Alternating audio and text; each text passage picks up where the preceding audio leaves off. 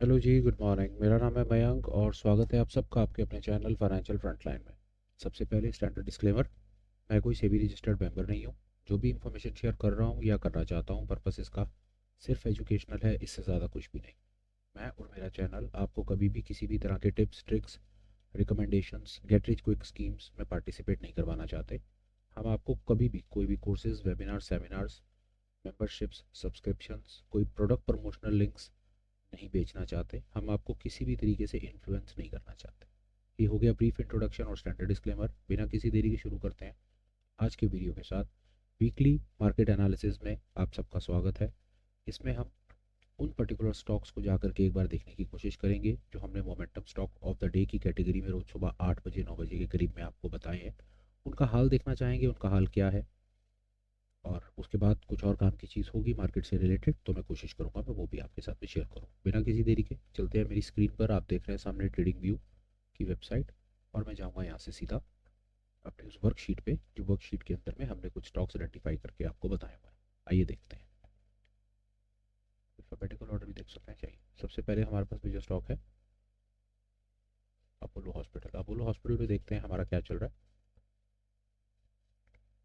Day time frame के ऊपर ये एनालिसिस की गई है, तो अभी हम अपने टाइम फ्रेम को डे टाइम फ्रेम ही रखेंगे और देखते हैं इसमें क्या चल रहा है। ये पर्टिकुलर स्टॉक ठीक है, इसके अंदर में कोई परेशानी नहीं है। हमने इन लेवल्स के आसपास में इसको आइडेंटिफाई किया है जो ग्रीन लाइन लगी हुई है, और उसके बाद में स्टॉप लॉसेस के लेवल अभी फ़िलहाल में इसके वैसे ही इंटैक्ट हैं। हाँ, इसमें हम कर ये सकते हैं कि अपने स्टॉप लॉस के लेवल को हम ट्रेल करके यहाँ ले आएंगे। तो फ़िलहाल में तो मेरी समझ ये कहती है कि अगर मैं अपोलो हॉस्पिटल की सबसे पहले बात करता हूँ, तो अपोलो हॉस्पिटल में कहीं उसको अपना बायस फ़िलहाल बदलने की ज़रूरत महसूस नहीं होती। मुझे लगता है कि हाँ, ये स्टॉक जो है अभी फ़िलहाल के लिए इन लेवल्स, ग्रीन लाइन के लेवल्स के आसपास हमने आइडेंटिफाई किया है। नीचे स्टॉप लॉस के लेवल्स मार्क हैं, और उसके बाद ये स्टॉक ने फिलहाल अपिश मोमेंटम ही दिया है। तो ये वाला तो फिलहाल मेरी समझ कहती है एनालिसिस अभी तक में ठीक ही चल रहा है। और देखते हैं जी और क्या है हमारे पास में। उसके बाद में एक हमारे पास भारत फोर्ज है। भारत फोर्ज के अंदर में बिल्कुल एनालिसिस गलत साबित हुआ है। स्टॉप लॉस यहाँ पर हिट हो चुका है। ये एक मिनट मार्क कीजिएगा, मैं स्टॉप लॉस का लेवल को मार्क कर लेता हूँ, एक बार अपनी बात पूरी कंप्लीट कर लेता हूँ, और उसके बाद में हम स्टॉक को एज केस में स्टॉप लॉस का लेवल हिट हो गया है।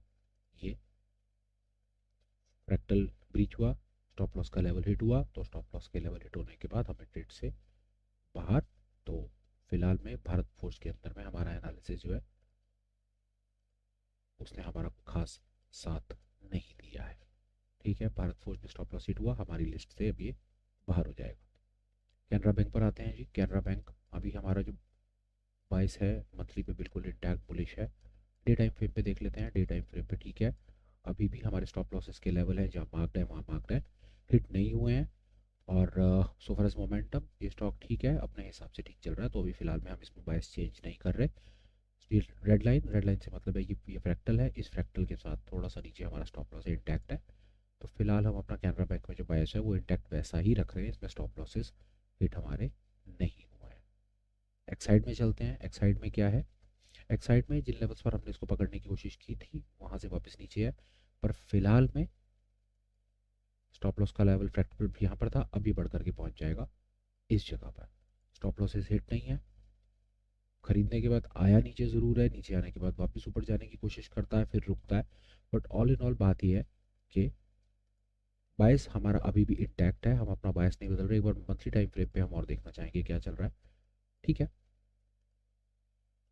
और डेली टाइम फ्रेम पे हमारी पोजीशन, हम अपनी बायस पोजीशन, जो हमारा बायस है लॉन्ग का, वो उसे इंटैक्ट रखेंगे। स्टॉप लॉस के लेवल मार्क्ड है। अभी फिलहाल में हमको इसमें एग्जिट नहीं दिख रहा है। फोर्टिस हेल्थ देखते हैं क्या है। फोर्टिस हेल्थ में क्या चल रहा है,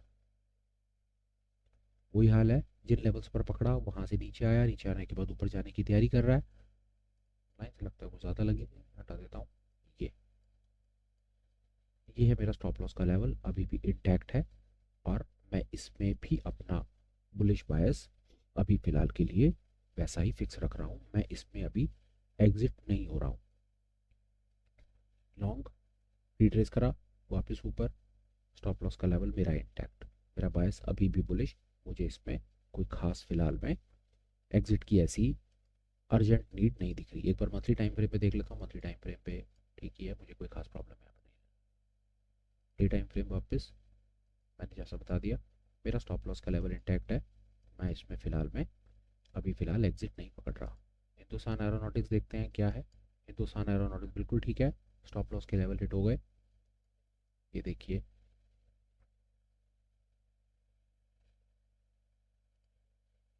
इस जगह पर पकड़ने की कोशिश की, 2 दिन बाजार को तेज़ी से नीचे लेकर आए। ये स्टॉप लॉस के लेवल्स थे, स्टॉप लॉस के लेवल ही मार्क, ये फ्रैक्टल कटा। हालांकि स्टॉप लॉस खाने के बाद वापस ऊपर जा रहा है। स्टॉप लॉस एक बार हिट हो गया तो मतलब फिर एक बार हिट हो गया, मतलब फिर कोई बात नहीं। यहाँ पर हमने इसको पकड़ने की कोशिश की थी, ब्रेकआउट यहाँ पर पकड़ा और अगले ही 2 दिनों में उसको गिरा करके नीचे लेकर आए। स्टॉप लॉस खाया, स्टॉप लॉस खाने के बाद अब वापस ऊपर जा रहा है and it is absolutely perfect, no problem at all. But yes, stop loss hit हो गया तो मतलब स्टॉप लॉस हिट हो गया। हिंदुस्तान एरोनॉटिक्स में फ़िलहाल के लिए बाहर। H D F C bank देखते हैं, H D F C bank में क्या चल रहा है। H D F C bank में हमने कोशिश की थी एक एनालिसिस आपसे शेयर करने की। ये जो ग्रीन लाइंस हैं, ये वाला जो जोन है, ये जोन में मुझको ऐसा लगता है कि ये एक बुलिश जोन हो सकता है। बुलिश जोन से मतलब है एक कंसोलिडेशन का जोन या एक सपोर्ट का जोन हो सकता है। यहाँ पर मुझे लगता है कोई बाइंग ऑर्डर पुराने पेंडिंग हो सकते हैं। तो ये एक जोन है जिसको हम थोड़ा फॉलो कर रहे हैं, इसको हम हटा सकते हैं। इस जोन में मेरी समझ कहती आएगा, जैसे 24 जनवरी को आया, फिर उसके बाद ये 2-4 बार आया, फिर आया, उसी जोन के आसपास आकर के उसको कहीं ना कहीं कोई बाइंग ऑर्डर मिलते हैं और वहीं से वो वापस ऊपर भागता है। तो फिलहाल के लिए बायस मेरा H D F C bank में ये था कि H D F C bank में अगर इस जोन में आकर के प्राइस कहीं रुकता है तो वहाँ से वो रिबाउंड मारेगा। गिराते वेला इस जोन में रुक रहा है, तो अभी फिलहाल के लिए कह सकते हैं कि ये एनालिसिस जो है वो ठीक काम कर ही रहा है। ठीक है, एच डी एफ सी वाला एनालिसिस अभी तक सोफार एनालिसिस ठीक है। इसको देखते हैं आगे फ्यूचर में कैसा काम करता है। जोन्स मार्क्ड हैं, इन जोन्स के अंदर में आता है तो यहाँ से उसको बुलिश ऑर्डर मिलेंगे, ऐसा मुझे लगता है, बाइंग ऑर्डर मिलेंगे, जो सपोर्ट का जोन मुझे नजर आता है। ये देखते हैं पीएनबी में क्या चल रहा है। पीएनबी में बायस हमारा ठीक था, ये स्टॉप लॉस के लेवल मार्क्ड हैं, यहाँ पर कहीं बाय पकड़ा है और उसके बाद ये स्टॉप लॉस के लेवल मार्क्ड है। ठीक है, पीएनबी ठीक चल रहा है, कोई खास चिंता नज़र नहीं आ रही पीएनबी में। एस बी आई एन देखते हैं। एस बी आई एन में अभी फिलहाल में हमारा जो एनालिसिस इस जगह पर पकड़ने की कोशिश की थी, यहाँ से ये बायस ठीक मिला है, स्टॉप लॉस का लेवल इंटैक्ट है, मार्क्ड है। फिलहाल कहीं पर कोई एग्जिट या फिलहाल कहीं पर कोई मंदी मुझे नज़र एस बी आई एन में नहीं आती नज़र। ट्रेंड में देखते हैं, ट्रेंड में क्या है, परफेक्ट है। इन लेवल्स के आसपास पकड़ने की कोशिश की थी, एक हमारे भाई साहब हैं उन्होंने, संजय जी, उन्होंने सजेस्ट किया था, यहाँ कहीं पकड़ा है, स्टॉप लॉस का लेवल मार्क्ड है और उसके बाद ये अच्छा चल रहा है। फिलहाल अभी तक के अंदर में जो स्टॉक्स हमने अपनी तरफ से आइडेंटिफाई किए या कंटिन्यूटी में डे ऑन डे बेसिस पे हम करते रहते हैं, अपनी इस वर्कशीट में ऐड करते रहते हैं, उनको वीक ऑन वीक वापस आकर के एक बार देखने की कोशिश करते हैं कि वीक में क्या दिख रहा है हमको। जो जिनके ऊपर स्टॉप लॉसेस के लेवल हिट हो जाते हैं, स्टॉप लॉसेस के लेवल लगा करके रखते हैं, ऑब्जर्व करते रहते हैं, लेवल हिट हो जाते हैं, बाहर हो जाते हैं, चीज़ को सीखते हैं और कंटिन्यूटी में अपनी नॉलेज को एनहांस करते हुए आगे चलते हैं। फिलहाल ये कोशिश इसलिए कर रहे हैं कि स्विंग ट्रेडिंग की कुछ अपॉर्चुनिटीज़ कैसे मार्केट के अंदर मिलती हैं, कैसे काम करती हैं, जैसे आपने यहाँ शायद देखा हो एस बी आई एन में। तो ये एक मोमेंटम कैटेगरी कह सकते हैं कि कंसोलिडेशन जोन से यहाँ बाहर निकला, इस जगह पर हमने इसको पकड़ने की कोशिश की थी, यहाँ से बाहर निकला और यहाँ से बाहर निकल करके ये इस तरीके से यहाँ से यहाँ भागा। तो ये हमने इसको, मेरी समझ के आती है, 650 से लेकर के 750, 100 रुपये, अगर मैं इसको 650 में सॉल्व मान लूँ तो करीब करीब आप ये मान लीजिए कि 15% का रिटर्न अभी तक इस पर्टिकुलर स्क्रिप्ट में हम सामने से देख पाए हैं। तो मेरी समझ कहती है मोमेंटम स्टॉक, अगर मैं इसको बोलूँ या मैं इसको एक पोजिशनल छोटा स्विंग बोलूँ, तो ये उस कैटेगरी के अंदर में फॉल करेगा।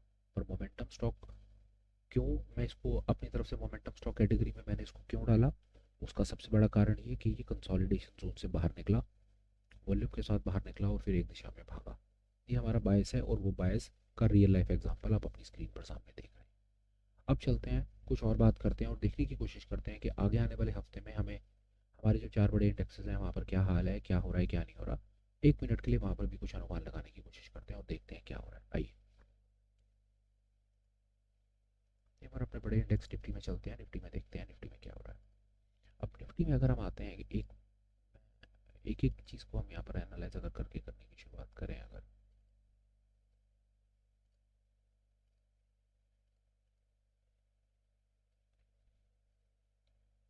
अगर मैं बुलिंजर बैंड्स के तरीके से चलता हूँ तो ऊपर मुझको इस जगह के पास आकर के यहाँ पर मुझको अभी ऊपर 22,200 के आसपास में मुझको रेजिस्टेंस सामने से नज़र आता है। हालांकि ये फ्यूचर का चार्ट है, ये फरवरी फ्यूचर का चार्ट आप सामने देख रहे हैं। राइट, हम इसके ऊपर बात कर लेते हैं।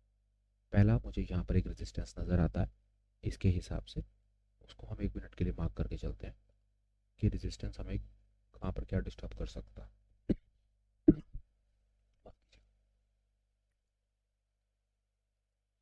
पहला बुलिश है, बुलिश के साथ ऊपर मुझे रेजिस्टेंस नज़र आता है, तो बुलिंजर बैंड से मेरा छोटा सा इंटरप्रिटेशन है कि 22,200, 210, 15, 22 के आस 22,210 के आसपास में रेजिस्टेंस है ऊपर। यहाँ पर एक बार आकर के रुकने का शायद मौका बाजार पकड़ सकता है। उसके बाद एलिगेटर फ्रैक्टल से चलते हैं। एलिगेटर फ्रैक्टल, अगर मैं यहाँ पर 22 की बात करूँ डे टाइम फ्रेम पे, तो मार्केट में मंदी बिल्कुल नहीं है। मार्केट में जो प्राइस है वो अपनी एलिगेटर लाइंस के ऊपर है, फ्रैक्टल को ब्रीच कर रहा है, पर हाँ ऊपर छोटा मोटा उसको रेजिस्टेंस नजर आ रहा है जो हमने फिलहाल में बात कर ली। पर ऑल इन ऑल बाजार में मुझको मंदी नजर नहीं आती है। अगर मैं और आगे चलता हूँ और 1 मिनट के लिए अगर मैं एक इची मोको से भी अपनी इस इंटरप्रिटेशन को समझने की कोशिश करूँ, तो मैं देखना चाहूँगा कि इची मोको में क्या हो रहा है। देखिए यहाँ पर अपना इची मोको की बात करता हूँ तो ये रेड लाइन आप देख रहे हैं, ये सॉलिड सपोर्ट का काम करती है। फिलहाल में प्राइस, ये प्राइस को यहीं तक गिराते हैं, वहीं रुकता है और फिर ऊपर वापस चलना शुरू करता है। तो पहला सपोर्ट ये है, फिलहाल प्राइस लाइनों के ऊपर है, क्लाउड के ऊपर है। क्लाउड का इंक्लिनेशन भी स्ट्रॉन्ग बुलिश है। बट हाँ ये चीज़ है कि करंट प्राइस में और लैगिंग स्पैन में छोटा मोटा कंजेशन है जो हमने रेजिस्टेंस का जोन मार्क कर दिया। पर ऑल इन ऑल मोटा मोटी मेरे को बाजार में मंदी नज़र नहीं आती है। और मंदी तो अगर अगर इसके अंदर में अगर हम नीचे कोई स्टॉप लॉसेस है उन सब लेवल्स की बात करें, तो उसके लिए हमारे पास बहुत सारी ऑप्शंस है। हम यहाँ पर ये फ्रैक्टल इसका सहारा ले सकते हैं, ये एक सहारा ले सकते हैं। अगर कोई लेवल सीन कोई मार्क करके रखना है हमने, तो हमारा एक लेवल ये भी हो सकता है यहाँ पे पहला। और अगर हमें और लेवल्स मार्क करके रखने हैं तो हम यहाँ पर एक लेवल इसके हिसाब से भी मार्क कर सकते हैं। ये दूसरा लेवल हमारे पास मार्क हो जाएगा। और देखते हैं और हमारे पास क्या है बताने के लिए, कोई और चीज़ हमें बता पाए। एक चीज़ का हम और यहाँ पर सहारा लेंगे, उसको भी साथ में देख के चलेंगे कि वो क्या कहता है। यहाँ पर भी बाजार जो है एंकर्ड एवरेज के हिसाब से मेरी समझ कहती है कि बाजार, पहली चीज़ बाजार बुलिश है क्योंकि जो बाजार जो है वो लाइनों के ऊपर चल रहा है। पहली चीज़, सब एंकर्ड एवरेजेस के ऊपर है। दूसरा, जहाँ तक स्टॉप लॉसेस के लेवल्स का सवाल है, स्टॉप लॉस इसका इमीडिएट पहले वाला स्टॉप लॉस होगा इसकी पहली वाली ग्रीन लाइन जो इन एनी केस हमारी बाकी लाइन्स के साथ रिकनसाइल कर रही है। तो ऑल इन ऑल मुझको यहाँ पर कुछ अलग से लेवल्स लगाने की ऐसी तो कोई यहाँ पर ज़रूरत महसूस में नहीं हो रही है। अगर मैं इसका कलर ही मुझे चेंज करना हो तो मैं कलर चेंज कर सकता हूँ। ये ऊपर बाजार, ये ऊपर रेजिस्टेंस हो सकता है, ये नीचे सपोर्ट हो सकता है। रंग कोई भी कर लीजिए, कोई फ़र्क नहीं पड़ेगा। रेजिस्टेंस क्यों? क्योंकि एक आध दो बार यहाँ से प्राइस को यहाँ से गिराया गया, तो हो सकता है यहाँ पर कोई सेलिंग प्रेशर हो, कोई सेल ऑर्डर पेंडिंग लगे हुए हो, तो हो सकता है कि इस जगह पर जा कर के वापस बाजार को नीचे धकेला जाए। एक हम व्यू और भी लेने की कोशिश करेंगे, वो व्यू भी हमारे काम आ सकता है। ऑर्डर ब्लॉक से भी हम बात समझेंगे और आप देखें कि बिल्कुल ऑर्डर ब्लॉक ने हमें वही चीज़ दिखा दी जो हमारी एनालिसिस से हम निकाल पाए। ऑर्डर ब्लॉक लगा हुआ है, ऑर्डर ब्लॉक के हिसाब से भी जो प्राइस है वो इस समय अपने रेजिस्टेंस के जोन में ही है। आप शायद मेरी बात को समझ पाए जो मैं कहने की आपको कोशिश कर रहा था। पहली, ये रेजिस्टेंस का जोन है, डे टाइम फ्रेम पे यहाँ पर सेलिंग आ सकती है, इसलिए ये रेड जोन मार्क है पहला। दो तरीके से बताता हूँ आपको। ये जोन आपने देख लिया, ये लाइनें हमने लगाई हुई हैं, ठीक है।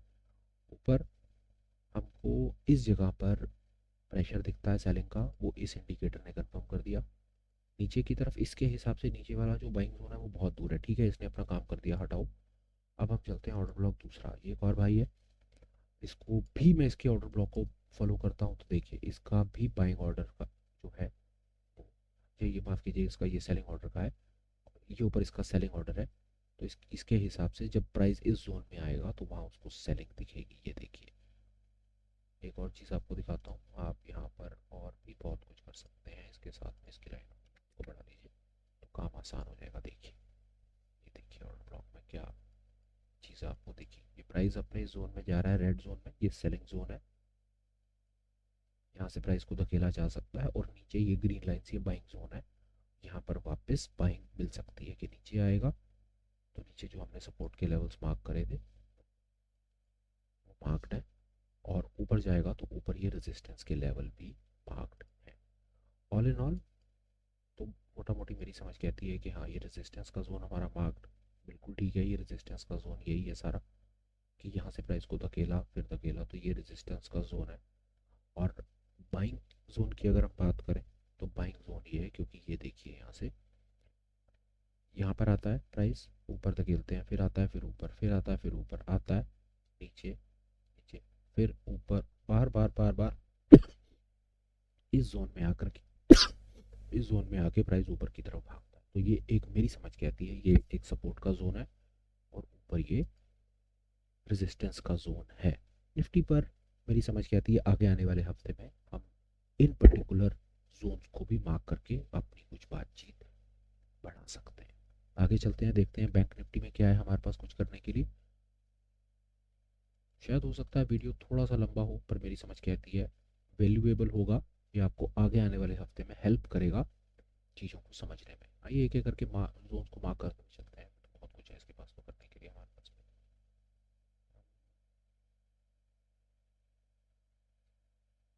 फटाफट से अपनी एनालिसिस को लेते हुए चलते हैं। लीनियर बैंड्स फ्रैक्टल क्या कह रहे हैं पहले इनको देखते हैं 1 मिनट के लिए। लीनियर बैंड्स पे हटाता हूँ, फ्रैक्टल कहता है कि प्राइस फ्रैक्टल्स के ऊपर है, पहली चीज़। प्राइस जो है वो अपने एलिगेटर के ऊपर आ गया है, फ्रैक्टल के ऊपर आ गया है, तो बैंक निफ्टी में तेजी है, पहली चीज़। बैंक निफ्टी मंदा नहीं है अब। दूसरा, ये रहा पहला स्टॉप लॉस का लेवल, एलिगेटर का काम खत्म, इसे हटाइए। बुलिंजर बैंड्स पे आते हैं, तो बुलिंजर बैंड्स को आप देख रहे हैं सामने, तो बुलिंजर बैंड्स में भी ऐसी मुझे कोई खास यहाँ पर समस्या परेशानी नहीं नज़र आ रही।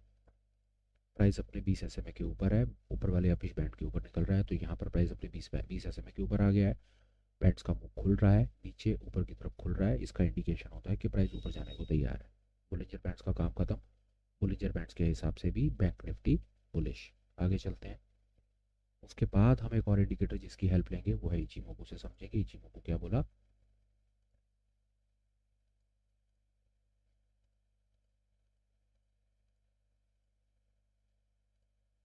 आइए, इचिमोकू बोला कि प्राइस अभी अपने कंसोलिडेशन जोन में, क्लाउड के अंदर आ गया प्राइस, प्राइस में और लेगिंग स्पैन के अंदर में बीच में यहाँ पर बहुत कंजेशन है, मतलब इसको बहुत बार ऊपर रोका जा सकता है। इसके ऊपर रेजिस्टेंस के लेवल से एक बार हम मार्क करेंगे, नीचे सपोर्ट है, मतलब यहाँ इस जगह पर बाइंग प्रेशर दिखता है, या आप ये कहें कि बाइंग प्रेसाइज प्रेशर है ना, वो ये मान लीजिए कि ये जो यहाँ गिरा है उसके बाद इस जोन में, और मेरी समझ कहती है यहाँ तक में ये पर्टिकुलर जोन जो है ये एक बायर का जोन हो सकता है, ये वाला। और अगर मैं सेलिंग जोन की बात करूँ तो मेरी समझ कहती है ये एक सेलिंग जोन रेजिस्टेंस का जोन हो सकता है मेरी इंटरप्रिटेशन के हिसाब से, ये वाला जोन। इसके साथ अगर आप चाहें तो यहाँ पर भी इसको मार्क कर सकते हैं, ये लाइन है, इसको आप हटा दीजिए। तो ये बैंक निफ्टी के हिसाब से फिलहाल इस जोन से यहाँ पर उसको सेलिंग दिख सकती है, नीचे उसको बाइंग दिख सकती है, पहली चीज़। अब हम चलते हैं आगे और चीज़ को समझते हैं, हमारे और इंडिकेटर्स क्या बोल रहे हैं। आइए, यहाँ पर भी कहानी कुछ कुछ वैसी सी है। अगर मैं इसके हिसाब से चलूँ तो फिलहाल तेजी, स्टॉप लॉस का लेवल इसके हिसाब से ये है, पर नीचे हमने अपना ये बाइंग जोन मार्क कर लिया है, तो हम इसको लेकर के कोई बहुत ज़्यादा अब एप्रीहेंसिव नहीं है। ऊपर हमारा ये जोन और नीचे ये जोन मार्क्ड है, इसको हटाते हैं। इसने भी अपना काम मोटा मोटा वैसा कर दिया कि फ़िलहाल बाज़ार में तेज़ी है, बाज़ार में मंदी नहीं है, ठीक है। इसके बाद हम जाएंगे एक और अपने ऑर्डर ब्लॉक के ऊपर और उससे समझेंगे कि ऑर्डर ब्लॉक हमको क्या कहने की कोशिश कर रहा है। अब ये देखिए ऑर्डर ब्लॉक ने हमें क्या चीज़, खूबसूरत चीज़ बताई। ऑर्डर ब्लॉक ने भी हमें वही बताया कि जो जोन हमारा मार्क्ड है वो एक सेलिंग का जोन है, रेजिस्टेंस का जोन है, यहाँ पर आता है प्राइस तो यहाँ से उसको नीचे धकेला जा सकता है। पहली बात तो ठीक है, हम इसके साथ कंफर्टेबल हैं, इसके हिसाब से बाइंग का जोन काफ़ी नीचे की तरफ है, पर हम समझते हैं यहाँ पर हमको बाइंग जोन एक मार्क करके रखना चाहिए। इसका काम खत्म, एक काम और करेंगे, उसको हम और तसल्ली से 1 मिनट के लिए समझना चाहेंगे कि वो क्या कहना चाहता है। अब आप ये चीज़ देखिए, अगर मैं इसको इस पर्टिकुलर इंडिकेटर से समझने की कोशिश करता हूँ और ब्लॉक नेफी वाले से, तो ये भी यही कहता है ये जो आप ग्रीन लाइन देख रहे हैं, ये और ये वाली हमारी लाइन यहाँ बढ़ा दीजिए 1 मिनट के लिए।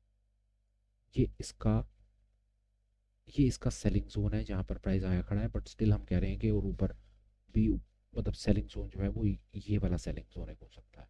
और अगर इसके बाइंग जोन की हम बात करें, तो बाइंग जोन आप देख रहे हैं कि ये इसका बाइंग जोन है। और हम कह रहे हैं कि हम और बड़ी तसल्ली से चलते हैं। हमारा बाइंग जोन है ये, कि प्राइस अगर घूम करके वापस इस जोन तक आता है तो ये हमें सपोर्ट दिखता है, और भाग करके अगर ऊपर जाता है तो ये हमें ऊपर रेजिस्टेंस दिखता है। ये हो गई हमारी बैंक निफ्टी की छोटी मोटी इंटरप्रिटेशन, जो हम अपने चार्ट से छोटा मोटा किसी चीज़ को समझ पाए। फिलहाल ऑल इन ऑल प्राइस अपने रेजिस्टेंस जोन के आसपास ज़रूर है। दिखता है सामने कि यहाँ इस जगह से प्राइस को गिराया गया, यहाँ गिराया, फिर उसके बाद यहाँ और यहाँ गिराया गया। बाकी देखते हैं कि ये और कितनी ऊपर तक छलांग लगा पाता है। नहीं तो मैं मतलब इस चीज़ में कंफर्टेबल हूँ कि जो प्राइस जो है वो अपने रेजिस्टेंस जोन के आसपास में बैंक निफ्टी का घूम रहा है, पर नीचे ही उसके सपोर्ट भी है। एक चीज़ मिड कैप में देखते हैं, मिड कैप हमें क्या कहना चाह रहा है। बहुत खूबसूरत मिड कैप में कहीं पर किसी भी तरह का कोई भी सेलिंग जोन नहीं है। Buying buying buying buying and buying. Mid cap में मेरे को सामने कहीं पर ऊपर से कोई रेजिस्टेंस नज़र नहीं आ रहा, और है भी नहीं मिड कैप में रेजिस्टेंस। ये देख लीजिए आपके सामने, ऊपर कहीं पर कुछ नहीं है। अनडिस्प्यूटेड टेरिटरी में आकर के मिड कैप खड़ा हो गया है। मिड कैप में तेज़ी है। किसी भी, अब आप किसी भी इंडिकेटर को लगाइए, दुनिया के किसी भी इंडिकेटर को लगाइए, आपको हर इंडिकेटर यही बताएगा भैया कि मिड कैप में तेजी है। ये देखिए, एलिगेटर फ्रैक्टल लाइनों के ऊपर, फ्रैक्टल के ऊपर कुछ इंटरप्रिटेशन है ही नहीं, क्या डिस्कशन किया जाए। बोल लीजिए बैंड्स, बैंड्स को काट रहा है, 20 SMA के ऊपर है, बैंड्स बर्स्ट हो रहे हैं। दोनों कंडीशन, 20 SMA के ऊपर चल रहा है, बैंड्स भी बर्स्ट हो रहे हैं, बुलिश मोमेंटम। और इंडिकेटर देखिए, इचिमोकू, मतलब होता है वो एक आध कोई, अगर आप बेसिक कॉन्सेप्ट के साथ अगर आप चीज़ को सीख लेंगे ना, तो उसके बाद में आपको ज़्यादातर इंडिकेटर्स होंगे ना, वो सेम कहानी करने लग जाएंगे, आपका बायस रिकन्फर्म होना शुरू हो जाएगा। देखिए,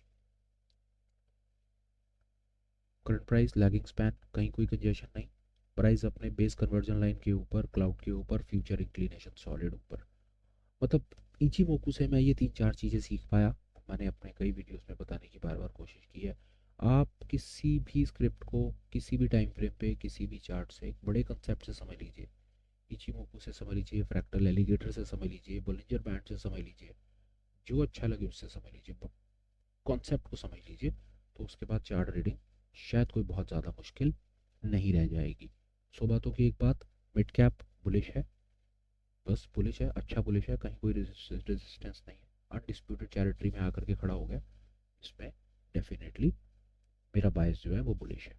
और आगे चलते हैं, फिर निफ्टी में देखते हैं क्या चल रहा है। बढ़िया वाला कंसोलिडेशन है, पर देखते हैं क्या है फिर निफ्टी में। फटाफट से लेवल्स को मार्क करेंगे। ऊपर हमको जो रेजिस्टेंस का लेवल, मतलब सेलिंग का लेवल नज़र आता है, वो ये है। उसके बाद इस पर काम और नहीं है हमारे पास अभी। नीचे सपोर्ट का एक लेवल ये है, पर सपोर्ट और बाइंग जोन के लिए हम और कई चीज़ों पर भी रिलाई करेंगे, तो एक बार कोई चीज़ों को हटा रहे हैं। बोलिंजर बैंड्स और फ्रैक्टल एलिगेटर से समझेंगे क्या है एक एक करके। बाइंग जोन ये है, मतलब सपोर्ट का जोन ये, रेजिस्टेंस का जोन ये, प्राइस कंसोलिडेशन बीच में घूम रहा है। शॉर्ट नहीं है पर लॉन्ग भी नहीं है, लॉन्ग होगा ऊपर जाएगा, शॉर्ट होगा नीचे आएगा। एलिगेटर से काम इसका कंप्लीट हो चुका है। बुलिंजर बैंड्स देखते हैं। बुलिंजर बैंड्स में प्राइस प्रिसाइज अपने 20 SMA के पास आकर के सपोर्ट ले रहा है, और उसके बाद प्राइस डेफिनेट कंसोलिडेट कर रहा है, मतलब ऊपर रेजिस्टेंस का जोन भी, नीचे सपोर्ट के जोन के बीच में प्राइस घूम रहा है। अभी फ़िलहाल इससे ज़्यादा इसमें कुछ खास नहीं। इचिमोकू से रीड करेंगे। अच्छा माफ़ कीजिए, इचिमोकू से तो हमने अभी अभी कर लिया कि यहाँ, और देखिए ये देखिए, ये प्राइस लैगिंग स्कैन के बीच में अच्छा खासा कंसोलिडेशन। पर हाँ, इमीजिएटली मैं शॉर्ट कहूँ तो इमीजिएटली शॉर्ट नहीं, और इमीजिएटली लॉन्ग कहूँ तो इमीजिएटली डे फ्रेम पे लॉन्ग भी नहीं, कंसोलिडेशन मोड में ये चल रहा है। और देखते हैं, ये 2 इंडिकेटर और रह गए हमारे पास, इनको लगा करके हम अपनी बात को हिट कर लेंगे। ये देखिए क्या, यहाँ से इससे ऑर्डर ब्लॉक से हम अपने बाइंग सेलिंग जोन को फाइंड करने की कोशिश करते हैं। इसके हिसाब से चलते हैं, तो इसके हिसाब से जो बाइंग का जोन है वो यहाँ से लेकर के यहाँ के बीच में बाइंग का जोन बताता है ये। और अगर मैं इस, ये हमें सेलिंग का जोन नहीं बता रहा अभी, ये अपनी तरफ से इंडिकेटर जो है इसने अपनी तरफ से सेलिंग का जोन हमें नहीं बताया, हो सकता तो ठीक है। अब हम एक बार अक्सर को देख लेते हैं और इससे समझते हैं कि इसके हिसाब से बाइंग और सेलिंग का जोन कहाँ पर। स्ट्रेंज, इसके हिसाब से कोई जोन ही नहीं है डे टाइम फ्रेम पे बाइंग सेलिंग।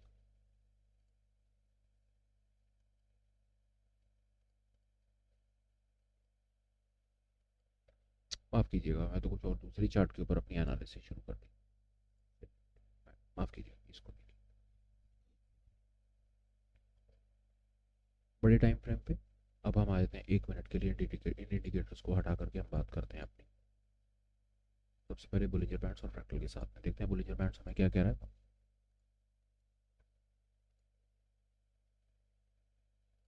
बुलिंजर बैंड के हिसाब से चलते हैं तो प्राइस 20 SMA के ऊपर है, तो यहाँ पर हमारा जो बायस है फिर निफ्टी को लेकर के वो बुलिश है, पहली चीज़। फ्रैक्टल एलिगेटर की बात करता हूँ। फ्रैक्टल एलिगेटर में प्राइस अपने एलिगेटर के ऊपर है और साथ में अपने फ्रैक्टल को तोड़ने के आसपास है, तो यहाँ पर शॉर्ट की पोजीशन नहीं है। यहाँ पर शॉर्ट की पोजीशन डेफिनेटली नहीं है, फिर निफ्टी में हमारा बायस जो है वो फिलहाल के लिए बुलिश है। और इंडिकेटर्स की भी हेल्प लेंगे और समझेंगे कि ऑल इन ऑल हम पूरी की पूरी एक पिक्चर को समझना चाहेंगे कि हो क्या रहा है। यहाँ पर देखिए जो प्राइस है वो प्राइस अपने क्लाउड के ऊपर आ गया, बेस लाइन कन्वर्जन लाइन के ऊपर आ गया। फ्यूचर क्लाउड ग्रीन रंग का तो बन गया पर अभी उसका इंक्लिनेशन फ्लैट है, और ऑल इन ऑल वो अपने अभी ये ऊपर से उसको मिल सकता है रेजिस्टेंस मतलब सेलिंग जोन, और ये हो सकता है उसके लिए नीचे एक बाइंग जोन, यहाँ पर आकर के उसको मिल सकती है बाइंग। अब हम जाएंगे अपने ऑर्डर ब्लॉक के ऊपर और वहाँ से समझेंगे। हम इस एनालिसिस को फिर दोबारा एक बार चेक करना चाहेंगे बड़े टाइम फ्रेम के ऊपर, और दोबारा देखना चाहेंगे। फिर हमने एक गलती करी मैंने कि मैंने अपनी एनालिसिस 1 आवर टाइम फ्रेम के ऊपर बनानी शुरू करी। मेरे को अपनी एनालिसिस जो है वो 1 डे टाइम फ्रेम के ऊपर बनानी है। आप 1 मिनट मेरे साथ और रहें और मैं इस एनालिसिस को फिर निफ्टी की एनालिसिस को, आप कीजिएगा यहाँ पर ये कन्फ्यूजन के चक्कर में ये हुआ सारा। ये देखिए वापस आ गए हम फिर निफ्टी को 5 मिनट लगा करके देखते हैं और बात फटाफट खत्म करते हैं। देखते हैं क्या हो रहा है जी। प्राइस 20 SMA के ऊपर है, तो यहाँ पर तो कंफर्म हुआ कि फिलहाल जो फिर निफ्टी है फिर निफ्टी में मंदी नहीं है, मंदी के दौर से बाहर आ गया है। 20 SMA के ऊपर ट्रेड करना उससे शुरू कर दिया, तो बोलिंजर बैंड्स का काम खत्म। फ्रैक्टल एलिगेटर पर आइए। फ्रैक्टल एलिगेटर कंसोलिडेट कर रहा है अभी फिलहाल। अगर हम फटाफट से नीचे सपोर्ट के मतलब बाइंग के जोन की अगर मार्किंग शुरू करें तो ये बाइंग का जोन है, और ये ऊपर उसके फिलहाल के लिए रेजिस्टेंस के जोन्स हैं यहाँ, और ये ऊपर रेजिस्टेंस के जोन है, यहाँ से उसको मेरी समझ कहती है कि गिराया जा सकता है। ये उसके रेजिस्टेंस के जोन्स हो गए तो ठीक है, एलिगेटर का काम खत्म हो जाता है। उसके बाद हम आगे चलते हैं, इचिमोकू से देखते हैं इचिमोकू में क्या है। इचिमोकू प्राइस बिल्कुल कंसोलिडेट कर रहा है, क्लाउड के अंदर है और लैगिंग स्पैन और प्राइस के बीच में ठीक ठाक सा कंजेशन है। इचिमोकू बोलता है कि फिर निफ्टी कंसोलिडेट कर रहा है, फिर निफ्टी में अभी मंदी भी नहीं है तेजी भी नहीं है। इचिमोकू का काम यहाँ पर खत्म हो जाता है। उसके बाद लगाएंगे 2 ऑर्डर ब्लॉक्स और समझेंगे कि ऑर्डर ब्लॉक्स हमें क्या कह रहे हैं। ऑर्डर ब्लॉक्स के हिसाब से अगर हम 1 मिनट पकड़ने की कोशिश करते हैं, इसको हटाता हूँ मैं।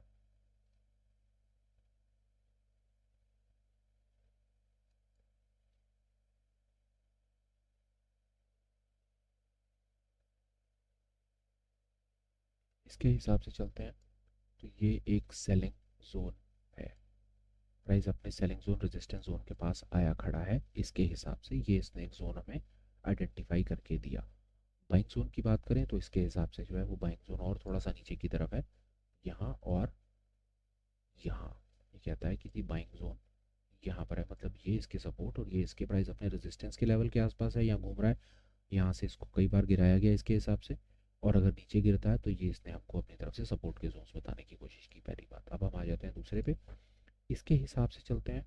तो इसके हिसाब से जो बाइंग का जोन है इसका बाइंग का जोन मैच करता है, और सेलिंग का जोन इसका काफ़ी और ऊपर है, पर हम इमीडिएट सेलिंग का जोन ये पकड़ करके चलेंगे। बहरहाल मेरी समझ कहती है कि हमने अभी तक चारों इंडेक्सेस के ऊपर एक अपनी तरफ से 360 डिग्री या कोई भी एक व्यू फॉर्म करने की कोशिश की डिफरेंट इंडिकेटर्स की हेल्प से, कि कौन सा इंडिकेटर हमें क्या इंटरप्रिटेशन देने की कोशिश कर रहा है, कहाँ पर हमें बायर कहाँ पर हमें सेलर्स दिख रहे हैं।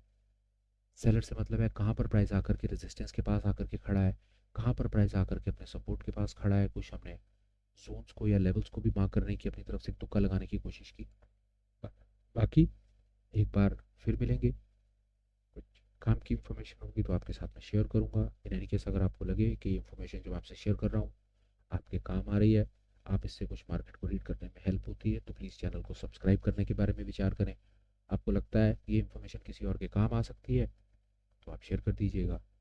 मीनवाइल इजाज़त लेता हूँ, वीडियो को कंक्लूड करता हूँ। सब ठीक ठाक रहा तो फिर मिलूंगा। Please take care, bye bye and have a absolutely perfect and great day.